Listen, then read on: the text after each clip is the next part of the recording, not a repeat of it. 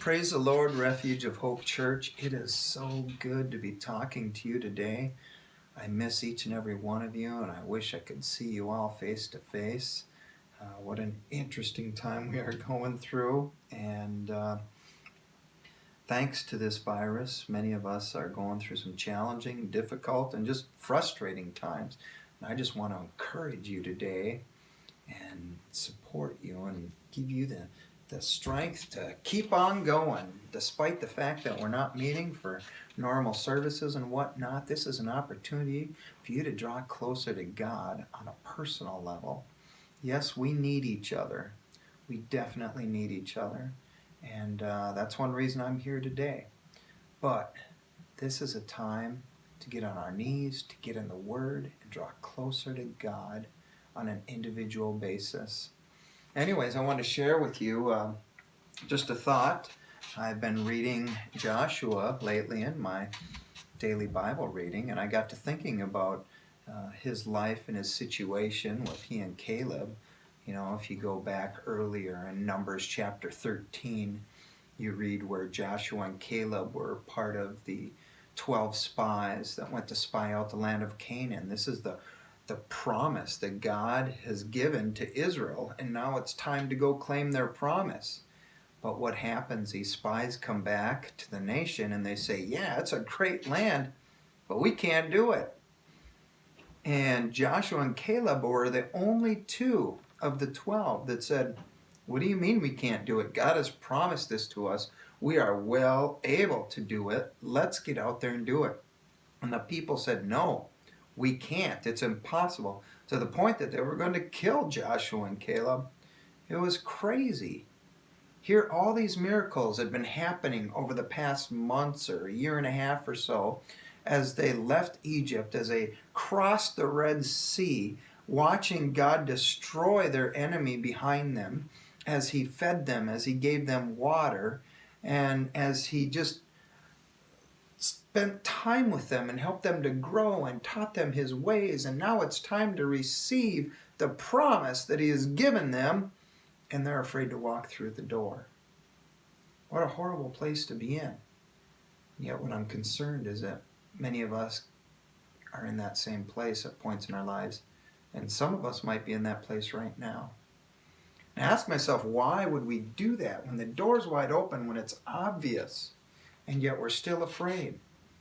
That's one of the biggest things, is we're so caught up in our own personal fear, and we're going to fail. Yeah, God might be able to do it, but I'm going to blow my part.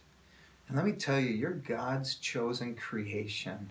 If God promises you something, you need to walk through that door, because he has given you everything that you need in order to accomplish and reach that goal. In order to receive that promise, you have the skills, the abilities, everything you need to get it. Walk through the door and go. Claim your promise, because it's not our skills and abilities anyways.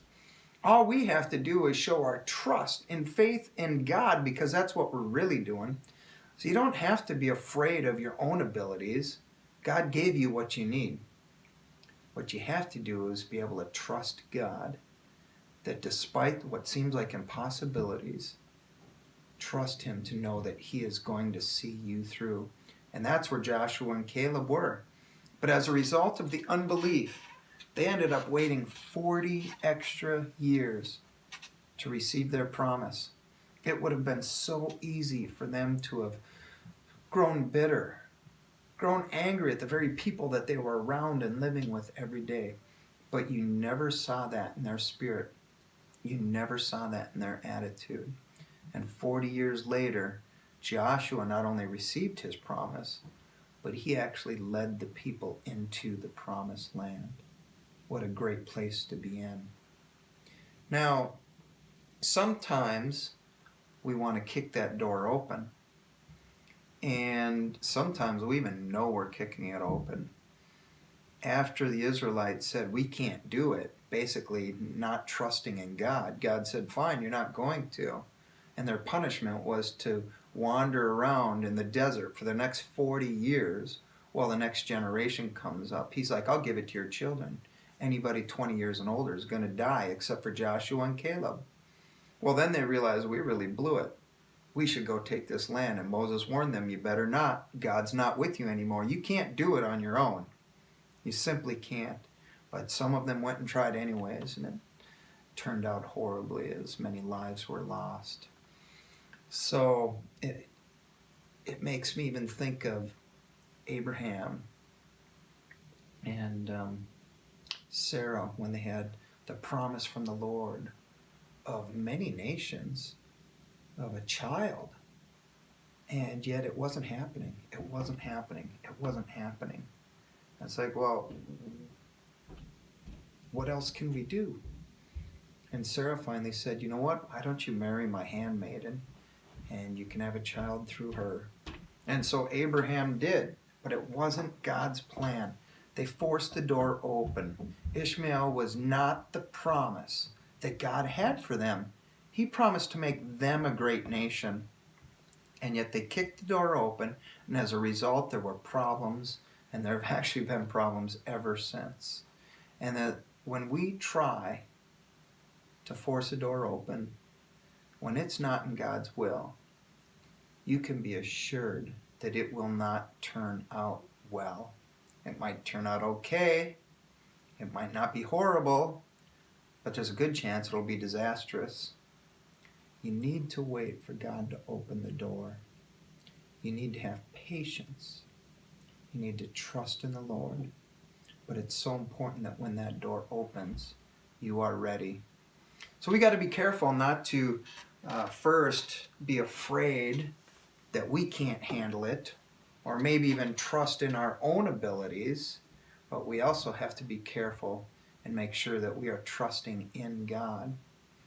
But another reason I think that sometimes we don't obtain our promises is because we're too content with where we're at, and we're okay with the way life is now.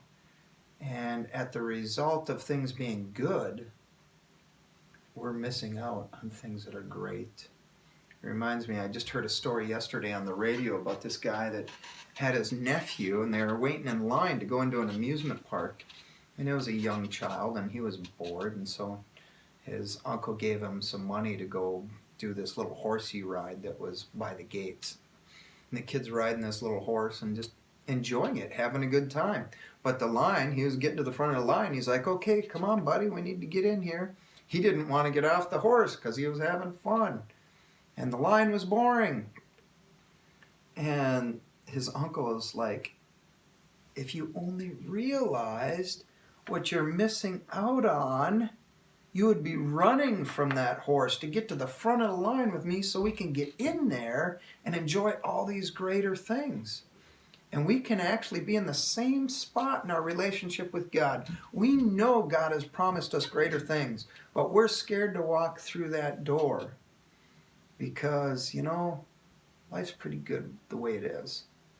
And I just want to keep enjoying things the way they are, with no idea of how much greater things could be if we just walk through the door and claim the promises that God has for us.